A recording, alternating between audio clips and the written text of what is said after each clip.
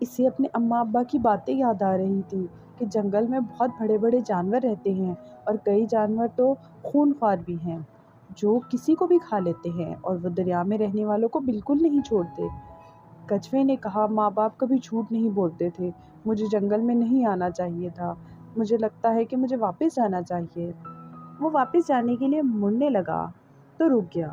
کچھ سوچ کر کہنے لگا، اتنی نزدیک آ کر واپس جانا بھی کوئی عقل مندی نہیں ہے، بس جلدی جلدی جنگل کی سیر کر کے شام ہونے سے پہلے واپس چلا جاؤں گا، اور اسی طرح جنگل کو دیکھنے کا تجسس بھی ختم ہو جائے گا۔ کچھوا دریا کے کنارے لگی جھاڑیوں سے گزرتا ہوا جنگل کی طرف چل پڑا۔ کچھ ہی دیر میں وہ جنگل میں کھڑا تھا اور حیرت سے ادھر ادھر دیکھ رہا تھا کہ اچانک اس کی نظر ایک بھالو پر پڑی جو اس کی طرف ہی آ رہا تھا۔ کچھوا ڈر گیا کہ پتہ نہیں اسے کیا کہے گا، بیچارہ کہیں بھاگ تو نہیں سکتا تھا، پر اس نے کبوتر والی حرکت